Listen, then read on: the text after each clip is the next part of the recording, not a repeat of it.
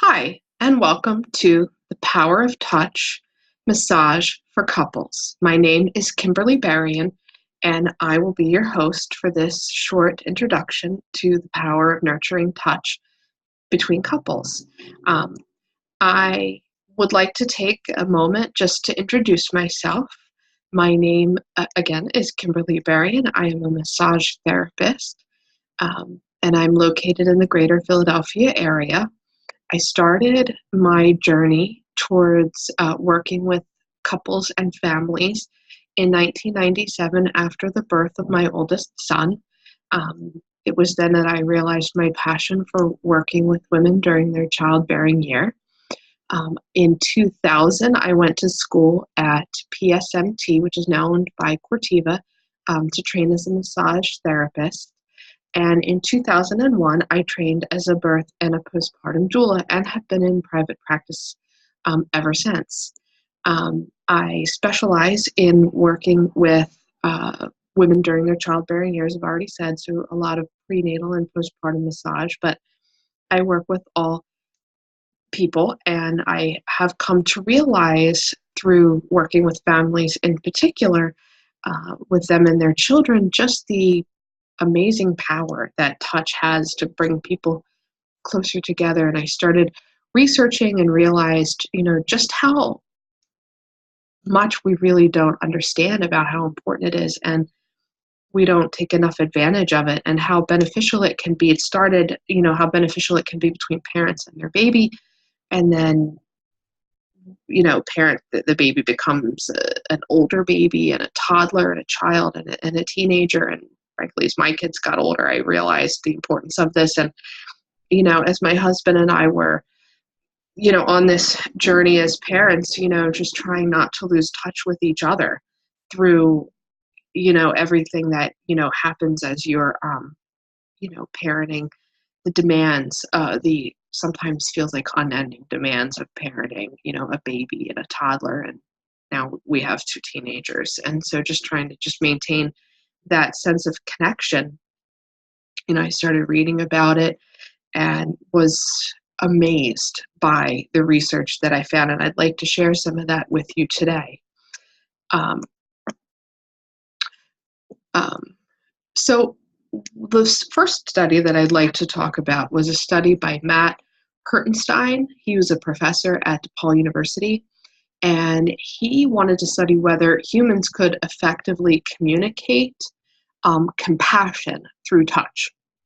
And so what he had was he set up a study where he had two strangers sit across from one another, and he placed a barrier between them, and then one person would stick their hand through the barrier and just wait.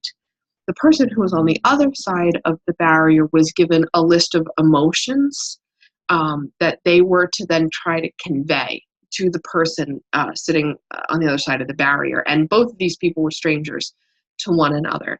And what they would do is they would try to convey the emotion using touch to the other stranger's forearm.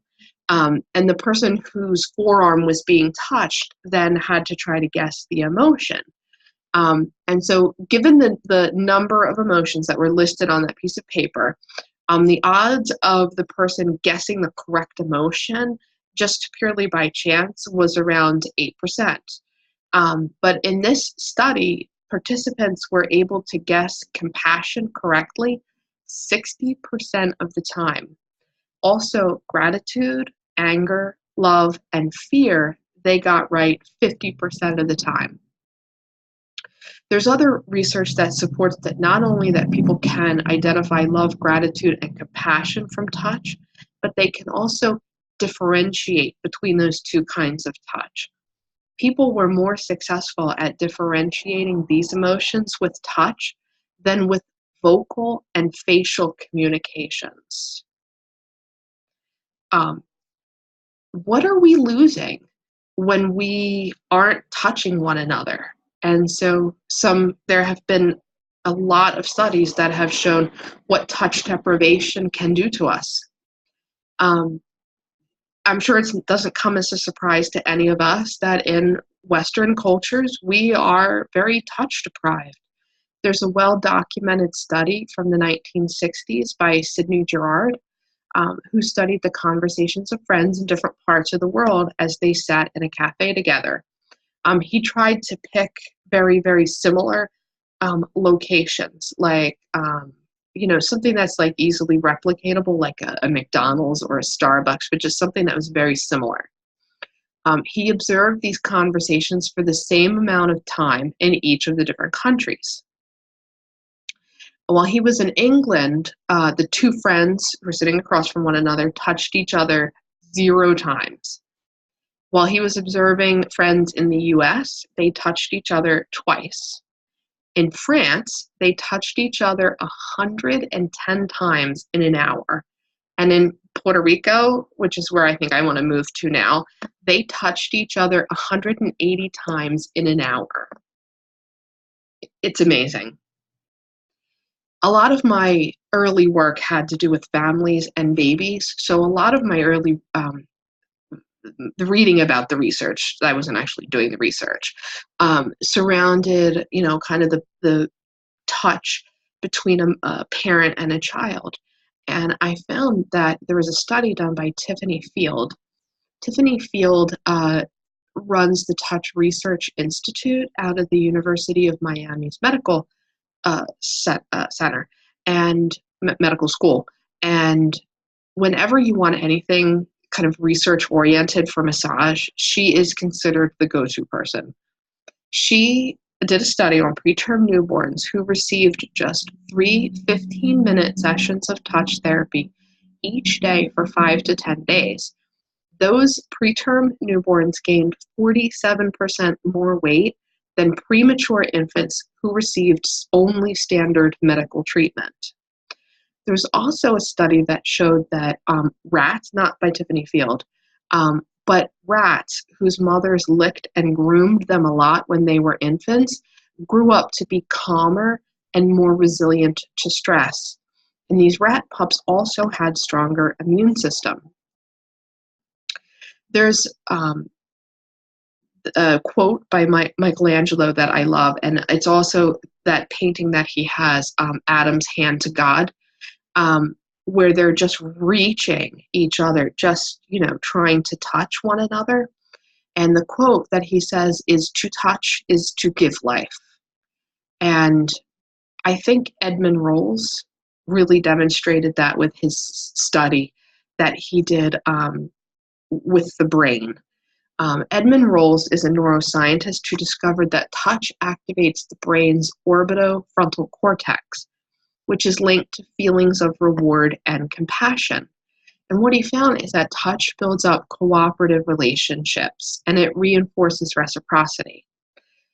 He studied some sports teams and he found that team members who touched each other, like a tap on the shoulder or touch on the forearm or something like that, those teams went on to win more games.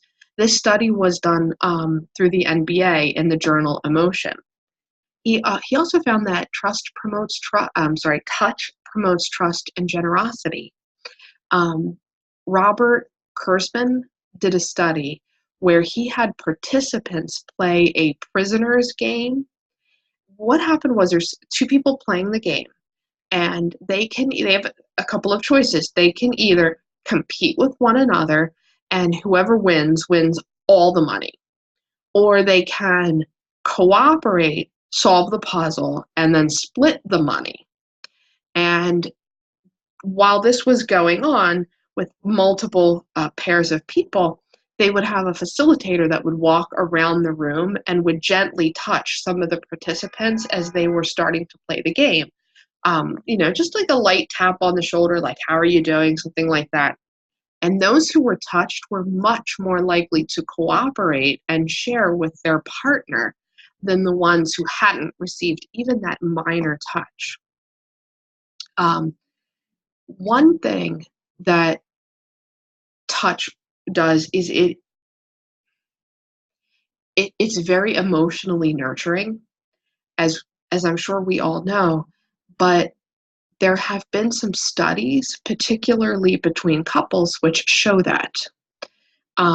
Jim Cohn and Richard Davidson did a study with participants in an MRI scanner. And so they would put the participant lay them down in the scanner, and the participants were told to anticipate a painful blast of white noise. The participants showed heightened activity in the brain in the area that is responsible for fear. When the participant was touched lightly on the arm by a stranger who was an employee of the MRI company, the MRI showed a marked decrease in the brain in the area associated with stress. And then when the participants received a light massage on their arm by a romantic partner while they waited, the area of the brain that is responsible for stress didn't show any reaction at all. It had actually turned off the threat switch. And it is that power that touch has between couples. It promotes cooperation. It promotes a feeling of reciprocity. It promotes cooperation. It turns off the threat switch so that the couple, the partners are able to work together and to be more in sync with one another. And I think that is really the gift that touch gives any married couple. It brings you back to each other, and it reinforces a lot of what a couple really needs in order to, remain as a healthy and functioning couple. Now, we are going to be having an in-person seminar where I am actually going to teach a very simple 5-step process that any couple can use with one another to, give each other a nice massage. Actually, this technique was born out of a client of mine, this massage client of mine, who was like, I just wish you could teach my husband how to give me a good back rub, I forget. And I was like, I can do that. And then, 17 years later, here we are. And so what we're going to do is we're going to get together and we'll learn a very simple 5-step process that will help you and your partner give each other a nice massage, whether it's a nice hand massage or a neck or a nice back massage or a nice foot massage, whatever it is. We'll go through all of the different parts and, how to apply the different strokes to the different parts. And it's going to take place down here in media, and it's going to be announced very soon. And we will have I'm just going to share my screen for a second. And we are going to have all of the information here on my my web page right there. And so you'll look here where it says seminars for parents. You'll click on there and it will be listed there with the day, the time, and the price. Please reach out if you have any questions or would like to, kind of get more details about the program. I also am able to offer one-on-one in-home sessions for this if you would prefer, kind of the privacy of your own home to learn this. So please reach out. Again, my website is www.berryhealthy.net, BERRI healthy.net. Thank you, and I look forward to seeing you soon. Thank you. Bye.